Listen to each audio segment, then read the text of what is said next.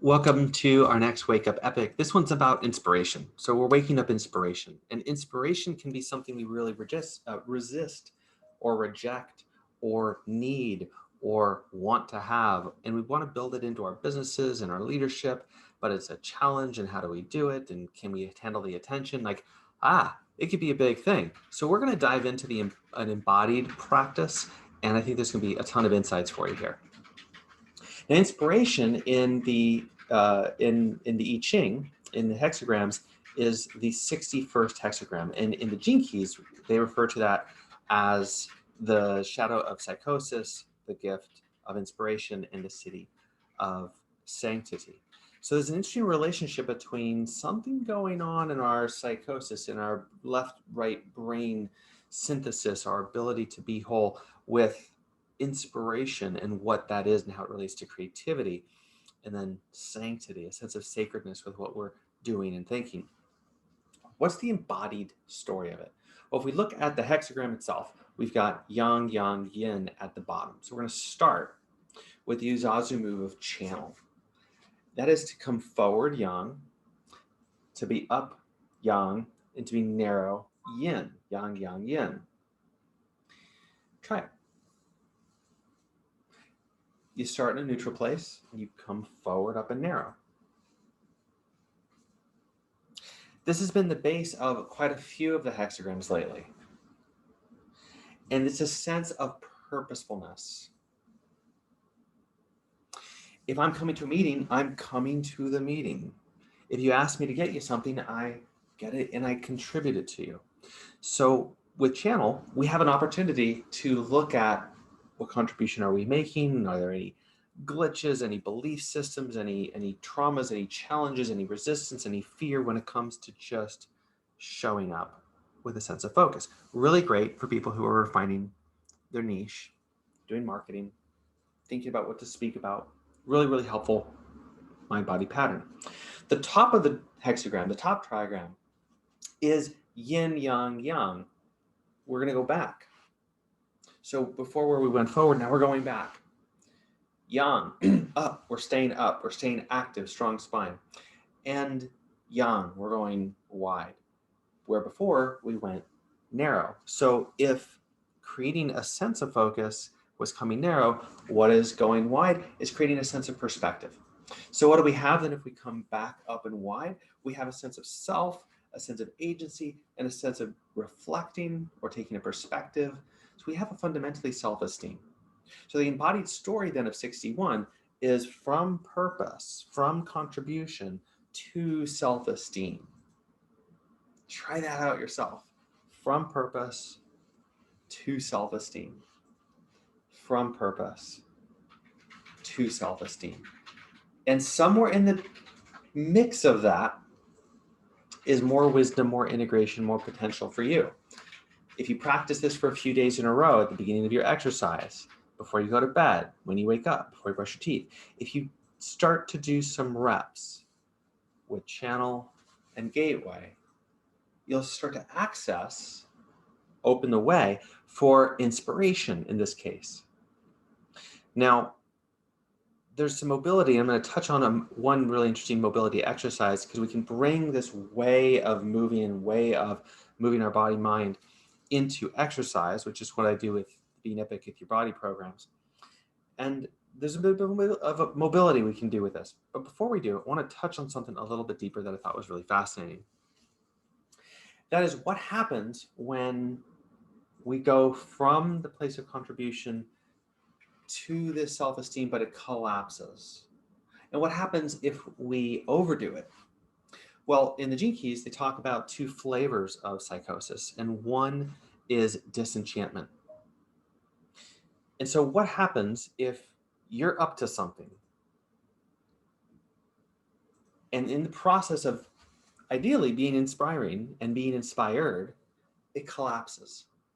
It would look something like this if we were trying it out. So try this out with me. Channel and a collapsed gateway. Contribution and a collapsed self-esteem. A few weeks ago, I did a whole deep dive in imposter syndrome. And recently, a colleague of mine created a quiz on imposter syndrome.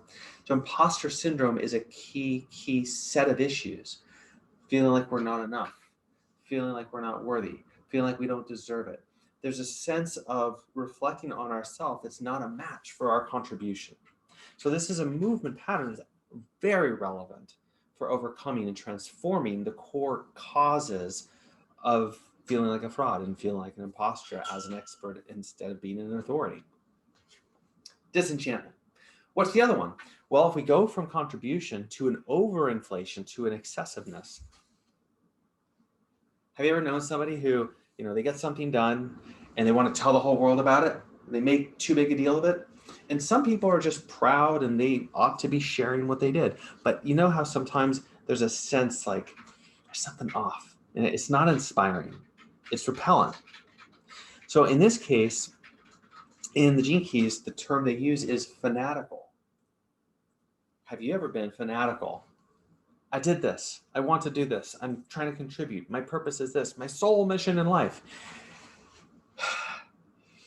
And there's a really big inflation of sense of self. And when that's there, can you relate to those people? Do you want to work with those people? Do you want to hire them? Do you want to collaborate with them? Is this all something that's a bit off-putting? So now you've tried both of those. Let's just iron them out again by finding a sweet spot, by finding your sense of flow with this. From forward to back. Do 3 times.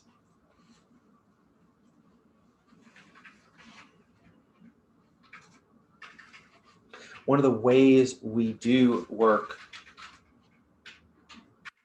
the blind spots and the limiting beliefs is by taking this fundamental pattern in our body, allows us to slow things down and start to witness the inner material, where you're aligned with it, where you're not aligned with it, and new synergies, new potentials that you've never been able to experience before. Now, I said there's a mobility movement. Can you see how much shoulders are involved here? And core needs to stay stable. Otherwise, we're going to be flexing and extending a whole lot. And both of these are actually quite purposeful moves, agency moves. There's a sense of being upright and strong and active. So we want to minimize the flex and the flow of the spine.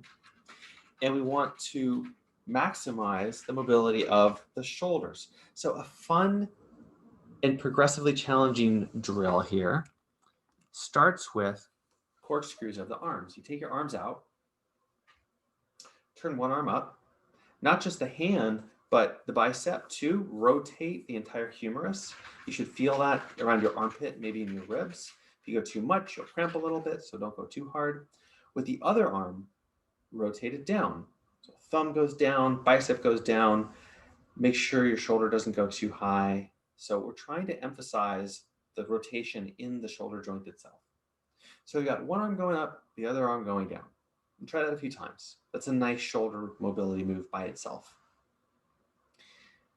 Next progression, if that is feeling pretty good and you can breathe and you feel smart with it inside yourself, then add some rotation of your torso, some rotation of the spine. Now I'm keeping my head forward at the moment, which is going to add more rotation or require more rotation of your spine, and go from side to side. Now I'm also letting my pelvis move, so let's change that. Let's get rotation of the spine with minimal rotation at the pelvis, or movement of the pelvis. So you can start to make this more or less challenging. Next, I'm going to let the pelvis turn, which means my feet are rotating, inverting and everting. And finally, I'm going to take the head that goes with the torso.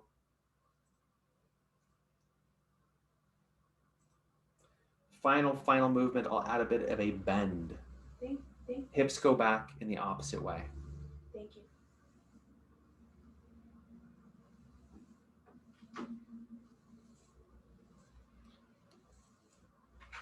And rest. That move can be very challenging for your shoulders. It can be very challenging to coordinate all those pieces. Let's build it one more time. We start with shoulder rotation. We add torso direction. We add or subtract the pelvis to make spinal rotation happen. We add or subtract the head to add or subtract spinal rotation. And finally, you can add or remove your feet so that your feet are internally and inverting and everting. This one move gets rotation and hip mobility and spinal integrity and a lot else going on. So if you're going to run, if you're going to walk, if you're going to do something athletic, building this move and the complexity of this move can be a really, really useful warm-up and also an assessment to see where your brain isn't quite connecting, coordinating the movement, or your body might have some restrictions that you need to take care of. How is this related to the 61 and inspiration? Well, you might be proud of yourself for what you've accomplished by creating or mastering some additional complexity, right? Anytime you do a brand new move, there's a sense of, oh my God, I did that. I proved something to myself. There's a self-inspiration. Now, where we can get caught up in our own growth and contribution process is bridging these two. So we'll finish with this idea. We want to be able to catch our body up with our mind and our mind up with our body, or our present up with our past.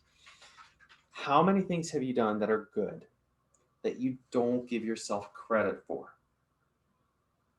How many things have you created?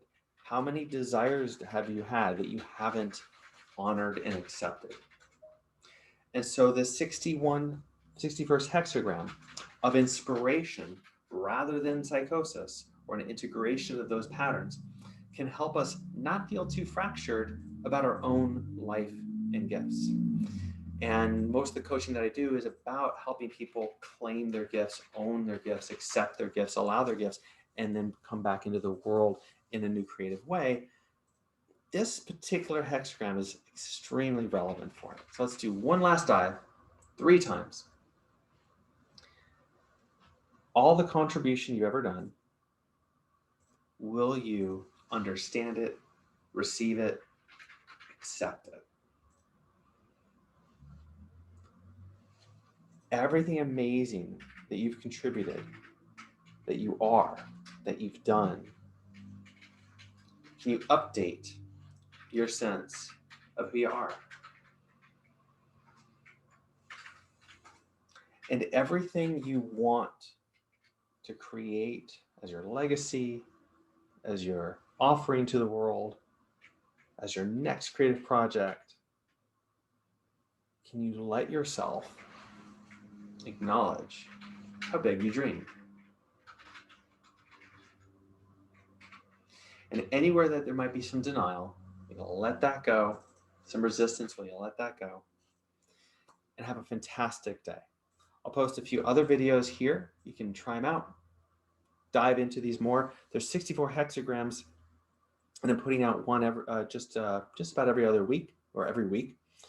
And there's so much more that you can do. So thanks for being you, and thanks for your own embodied journey. You're amazing, more amazing than you know. Have a great day.